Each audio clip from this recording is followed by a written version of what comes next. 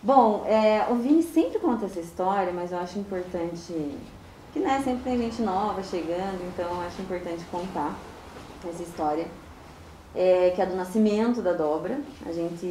A dobra nasceu da nossa posição de incômodo em alguns lugares onde atendíamos. O Vini sempre gosta de dizer que nós fomos expulsos dos lugares onde atendíamos, justamente por fazermos uma clínica que acolhe todas as subjetividades e as formas mais diversas de existir no mundo. Então a gente queria um espaço onde isso pudesse acontecer livremente. E assim nasce a dobra, desse espaço que as crianças podem sim gritar, chorar se for necessário, brincar muito, riscar ou pintar algumas paredes bem delimitadas. Mas enfim, esse espaço onde a gente pode existir sem tanta limitação assim, e sem as pessoas estarem incomodadas. Então, uma característica comum a todos que estão aqui com a gente, que trabalham aqui na dobra, é justamente saber que isso pode ser acolhido e garantir que isso não vai ser um problema. E nesse ritmo, a Dani fazia todo sentido estar conosco. Bom, eles têm uma história um pouco maior, assim, né, mais antiga, se conhecem há muitos mais anos. Era um bebê. Era um bebê engatinhando na clínica. Não vou dar aqui a idade para não denunciar ele. Nem precisa. Mas eu e a Dani, a gente se conheceu há muito pouco tempo, se for pensar, né, Dani? Faz 2 anos e meio que a gente trabalha juntas, por aí. E, que nós trabalhamos juntas, a gente começou a atender um caso, ambas atendíamos a mesma criança e nisso a gente pensou em intervenções em que a gente pudesse estar, inclusive, juntas atendendo essa criança. E aí foi amor à primeira intervenção, não tinha como, o santo bateu muito. Então quando a gente pensou a dobra, fazia todo sentido ter a Dani com a gente. Então a Dani foi convidada, aceitou muito prontamente o nosso convite. E é muito gostoso, assim, poder trabalhar juntas, poder partilhar desse espaço. Acho que tem sido muito rico. Mas é o que eu, de fato, sinto e penso no trabalho com ela. Na potência do trabalho que a Dani faz, né, a escuta dela muito atenta. A gente se encontra aqui nos atendimentos e é muito gostoso quando isso acontece. Eu aprendo muito com a clínica dela, acho que as trocas são muito ricas sempre. Então, nós somos muito felizes em tê-la conosco. Boa noite, Dani. Boa noite. Que massa estar aqui com todo mundo. Eu quero, na verdade, estava contando aqui para meus colegas mais intimamente que eu escrevi esse texto bem... Tem uma colega minha que fala tempestade de ideias. Assim, eu joguei tudo que eu tenho pensado. Eu tenho 18 anos de clínica. Quando eu me formei na faculdade... ninguém nem sabia direito o que era fono, né? A minha família mesmo ficou muito surpresa com a minha escolha profissional. E eu me encontrei com a fono na audiologia e não sou audiologista, eu pouco sei de audiologia. Então, quando vocês me ouvirem falar no texto sobre fono, é onde eu me localizo mesmo. Eu não sei o que uma audiologista faria no meu lugar, né? Mas eu posso dizer o que uma fono faz, não minimizando o meu campo, mas até em outros países a fono é conhecida como speech therapist, né? Então, assim, é uma terapeuta da fala, é aqui que eu me localizo. Mas eu tive a sorte, eu acho, de ter professores que estavam em contato com a psicanálise na minha formação. E aquilo era onde a minha orelha ficava mais atenta, nas aulas de linguagem e dos distúrbios da comunicação. Então eu tive contato com muita gente que hoje em dia é colega de profissão e fez sentido para mim o que a técnica não respondia na fonoaudiologia. Então, casos que estavam lá há muito tempo rolando na clínica, né? Os pacientes afásicos foram os meus primeiros pacientes, onde a proposição do sintoma já não deixava muito claro o que fazer. E mesmo o que fazer da técnica não fazia esses pacientes melhorarem. Então eu fui em busca de uma teoria que viesse sustentar um outro fazer. E aí eu me encontrei também com a psicanálise. Mas é bem importante dizer para vocês, acho que como primeira referência do meu trabalho, a fono tem uma teoria de linguagem.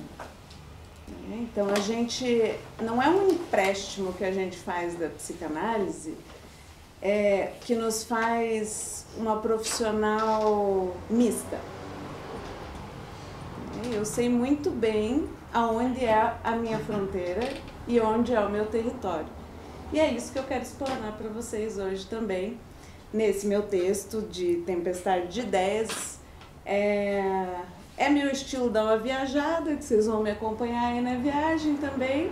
E quero que vocês fiquem muito tranquilos em me perguntarem coisas que de repente eu não explanei no meu texto. Além do convite dos meus colegas, né, que a gente já tinha uma afinidade aí de clínica, eu vou dizer para vocês como eu vejo a minha chegada nessa casa.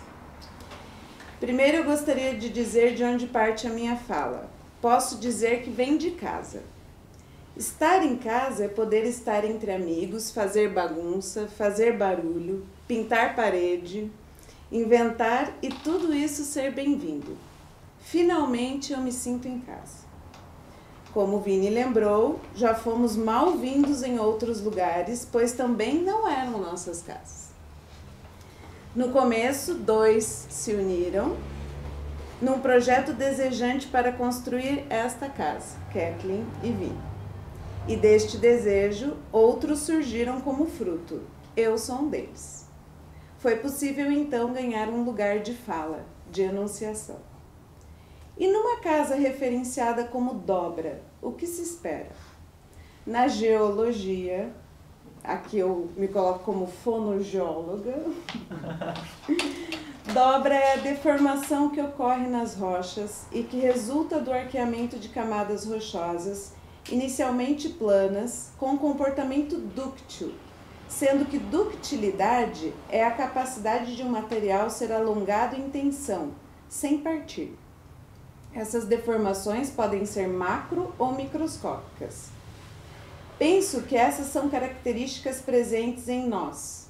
A partir de tensões produzidas em campos do conhecimento, em lugares como a clínica, nós buscamos nos flexibilizar, arquear, alongar nossas interpretações e modificar o que antes era plano e previsível.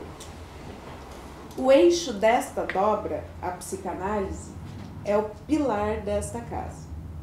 É onde essas tensões sentidas por nós, dobrantes, ganham um lugar familiar.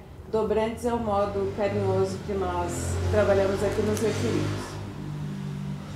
Onde nossas ações podem ter proporções macro, como num evento como este, numa ambição compartilhada para o social, que são vocês.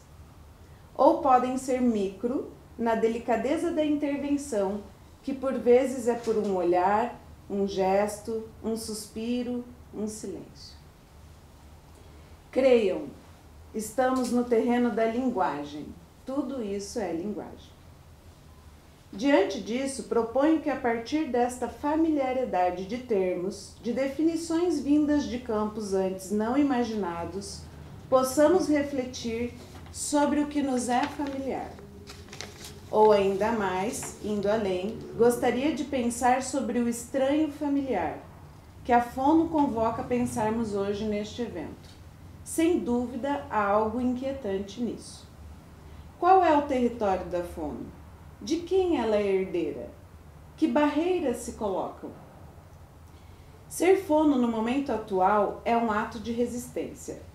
Em uma sociedade em que o que faz sucesso é o cientificamente comprovado, que considera que o que funciona é o comportamento adaptado, nós somos resistência. A fono, por sua vez, faz parte de combo de terapias indicadas na infância, em quadros nosológicos dos ditos distúrbios do desenvolvimento. Ser fono da linguagem, partindo da ética em que se deve acolher e considerar o um a um, sustentar a não previsibilidade do acontecimento subjetivo, do efeito da terapêutica para o sujeito que sofre ou em constituição, é um ato solitário e com poucos adeptos. Sustentar o lugar de que nada é dado de antemão, de que o não sabido, o enigma, são material de trabalho, soa estranho, como um questionamento de identidade. Tivemos a oportunidade de ouvir no nosso último seminário Fronteiras da Psicanálise sobre o Édipo e a dissidência de gênero, proferido por Ernesto Nunes, que aonde há diferença, há resistência, mas também há insistência. E isso é da fono? Proponho que pensemos que isso é da clínica de sujeitos da linguagem, de sujeitos desajustados, afetados pela linguagem que os constitui. Clínica composta por mim, por eles, pelos pais, pela escola, pelo social, pela cultura. Clínica que pressupõe, enfim, que tudo é linguagem. A história da fono começa antes desta minha aqui contada por vocês, porque a linguagem é anterior ao sujeito que nasce. Ele já é marcado por ela e irá, ao longo da vida, ser marcado por ela. Há os fonodiólogos, que são filhos da fono, herdeira da medicina, onde o corpo e a doença precisam ser tratados pelo doutor, na busca de uma rigidez sem sofrimento. Há os fonodiólogos, herdeiros da pedagogia, que ensinam cores, números, formas, letras, buscando formar o sujeito do conhecimento.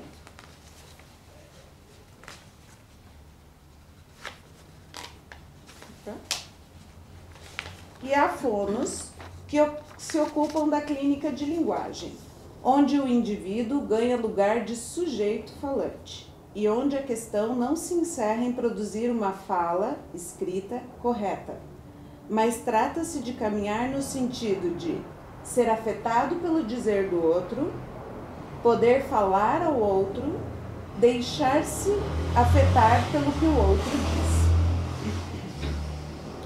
Há então um novo jeito de encarar as coisas. O que nos traz o sujeito em sua queixa? Queixa da fala? Queixa na fala? Reconhecemos que queixa e sintoma nem sempre coincidem. Não tratarei aqui de elencar sintomas, mas como os sujeitos que habitam a clínica falam de suas preposições sintomáticas. Mesmo crianças pequenas, como veremos a seguir, podem nos falar. Falas sempre inéditas, que revelam muito mais que omissões, erros e patologias. Trago aqui recortes de uma clínica em que questões se anunciam pelos meus pacientes. Um menino de 11 anos que o pai queixa de uma hesitação na fala. Não nomeia o pai como gagueira, mas intervalos na fala do menino, interrompendo a fluência. O menino me diz: "Ufa, achei que aqui era uma terapia. Graças a Deus, aqui não é um lugar para ficar repetindo coisas. Quero apenas falar e me divertir." Me convidando para brincar. Em seguida, me diz que às vezes se sente nervoso, em especial quando precisa fazer algo que não quer.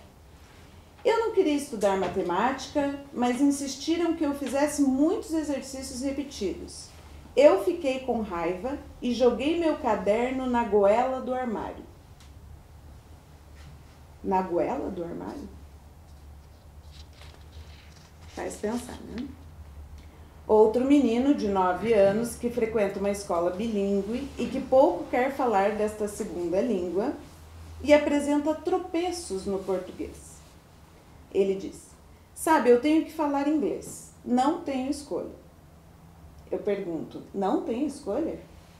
E ele diz: "Sabe como é? Filho de peixinho, peixinho é." Estranho isso que ele diz, e ele reitera: meu pai é o peixinho, meu avô é o peixe. E eu digo, e você? E ele, eu quero ser um passarinho. Ou ainda uma menina muito sabida, que aos 4 anos, uma queixa muito comum das fonos, troca o R pelo L. Mas que isso não impede que ela me diga de onde a sua fala parte. Ela diz, sabe, eu tenho o meu jeito de falar. Não conta esse segredinho para ninguém, mas é que é muito bom ser neném e às vezes eu tenho saudade. Ou outro menino, com 8 anos, que também omite o R. Pergunto se ele percebe se a sua fala é do mesmo jeito que a minha e de outras pessoas. Ele diz, a minha fala é igual à sua, o seu ouvido é que está quebrado. Ou uma menina de 13 anos que após um acometimento cerebral, uma encefalite, se depara com um corpo afetado pela doença. Pede para me mostrar uma foto de como ela era antes da encefalite. Ela diz, eu não gosto dessa foto, não gosto da boca. Eu digo, boca? E ela diz, eu sou uma boboca. Uma criança de 2 anos e 7 meses, onde a mãe me procura, pois a filha tem ficado muito braba ao tentar dizer algo e os outros não entenderem. A criança, quando convido para brincar, me diz, mamãe não, papai não, mana não, bebê sozinho não, indicando que não queria ficar sozinha na sala. Diante desses recortes, divido com vocês algumas questões e também queria ouvir de vocês, mas as minhas interpretações. No primeiro exemplo, do menino da goela, queixa do pai e queixa do filho não coincidem. Mas a criança nos diz que quer falar. Talvez não queira falar da mesma posição de outros, mas diz de uma irritação que passa pela goela. Tendo já passado por outras terapêuticas, diz que a repetição o incomoda. Não sei ao certo qual repetição ele se queixa. Se é de exercícios, se é do sintoma, se é da fala do pai dele. Mas ele diz que se sente aliviado por apenas poder falar. No segundo recorte, quando a criança fala de algo que está presente em sua transgeracionalidade, na língua herdada, mas não constituída, do pai, do avô, eu também não me antecipo em dizer que se filho de peixinho, peixinho é, ele seria o próximo peixe, ou peixe herdeiro. Ele nos traz brilhantemente que busca ser um passarinho. Qual seria o efeito dessa apropriação, ou não, de uma segunda língua? De uma identidade que o faz pensar em ser diferente dos peixes. Na menina que me diz que tem seu jeito de falar, não o do outro, não em consonância com as regras da língua, mas de alguém que ainda está elaborando o que é ser ou não ser um bebê. Também não me antecipo dizendo para ela que é legal ser outra coisa, que ela é uma moça ou algo do tipo. A fala acompanha o dizer desta paciente, mas digo para ela que há outro jeito de falar. Ela me diz, eu sei, e mesmo sem interferência nenhuma no corpo dela, ela passa a dizer coisas com marcação bem pronunciada do R que faltava na sua fala. Eu nunca faço, em hipótese alguma, intervenções no corpo dos meus pacientes, na boca. Quando eu digo em hipótese alguma, é porque isso é um tratamento tradicional, né, de erguer língua, mexer lábios e tal. O outro que me diz que meu ouvido está quebrado, pode dizer também de uma posição de escuta, de sua própria fala e da fala do outro, mas que ainda não reconhece o que o ouvido do outro estranha. A menina que, ao ver a sua própria imagem na foto, enuncia boca. Eu não interpreto que ela quis dizer boca, porque é natural, né? A pessoa falar, eu não gosto da boca. Você pensa que é um erro. Você podia dizer, você não quis dizer boca? E eu não me antecipei na hora, nem ignorei a flexão que ela fez na palavra. Estranhei. E isso trouxe dela um significante presente, boboca. Por fim, a menina bebê, que me fala que neste momento não quer, não pode ficar separada da sua família. Ela enuncia, sozinha não. Então, isso é respeitado, né? Há também as crianças autistas e psicóticas, cujo principal traço é exatamente o isolamento social e a recusa mais radical à alteridade. Porque aqui a gente está dizendo que a linguagem é a consideração da fala do outro. Em outros termos, o problema reside na impossibilidade do estabelecimento de laço social pela via da linguagem. Em geral, elas não dirigem a fala delas a um outro.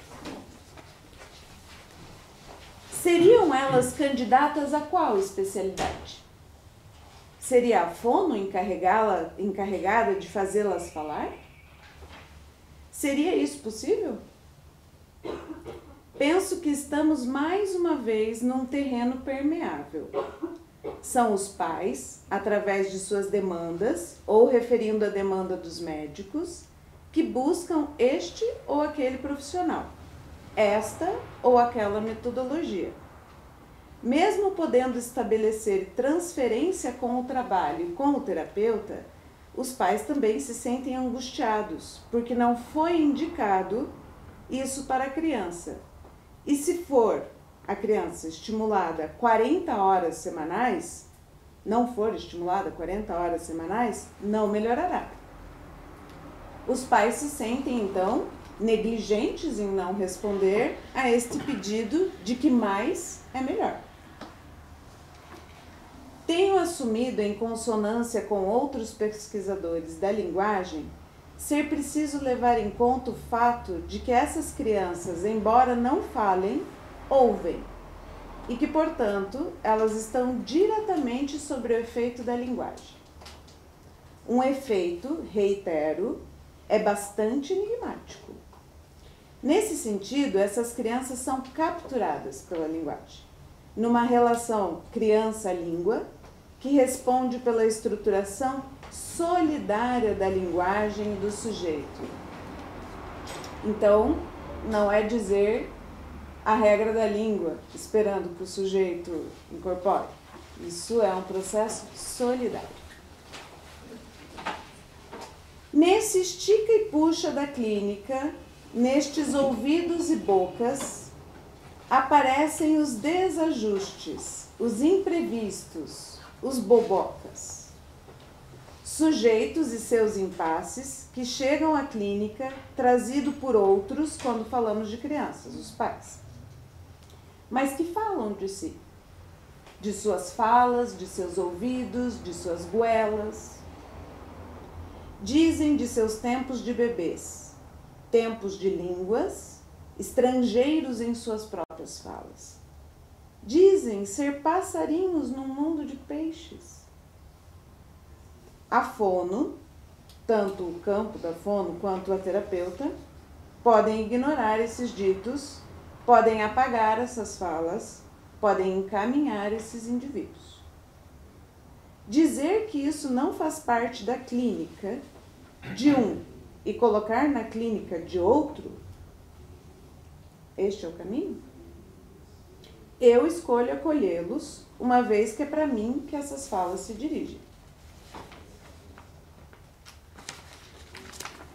Essas crianças certamente não controlam o uso da linguagem, e se pudessem fazê-lo, não estariam silenciadas e nem produziriam enunciados estranhos, alguns com efeito de patologia. Não há homogeneidade no não falar. Há singularidades, e elas dizem, a meu ver, de diferentes posições da criança que não fala na linguagem. É uma posição. Essa heterogeneidade introduz a problemática do singular da subjetividade, que está presente na questão da relação criança-linguagem. Assim, duas crianças que fenomenologicamente apresentam sintomas semelhantes têm relações diferentes com a linguagem. Portanto, fono e psicanálise podem, neste sentido, compartilhar sobre a noção de sujeito e de linguagem, onde o sujeito não controla o que diz, onde não há previsibilidade da fala de um sobre o outro, e onde os efeitos da terapêutica não incidem apenas no corpo, mas na própria subjetivação. Portanto, colegas, convido-os a ultrapassar barreiras, mantendo a posição ética de cada campo. No meu caso, mantenho a minha ética na clínica da linguagem, na escuta dos sujeitos e de suas falas. Para Lacan, o sintoma é uma linguagem cuja fala deve ser liberada. Isso não significa recuperar o sentido originário do sintoma e resgatar para o sujeito a posição de agente da fala, mas antes de destacar na ordem da linguagem que estrutura o sintoma uma certa dimensão que escapa a ela. Vou fazer uma citação do Nelson Christine, do texto Familiaridades da Psicanálise, no livro O Infamiliar na Contemporaneidade. Abre aspas. Não devemos permanecer no afã de recobrir uma disciplina a partir de conceitos de outra. Lacan já dizia que a psicanálise deveria ser a ciência da linguagem habitada pelo sujeito. E com isso, deixava-nos o trabalho da linguagem. Pois bem, temos o código, temos a linguagem. Que venham habitá-los os sujeitos. Escutemos-los.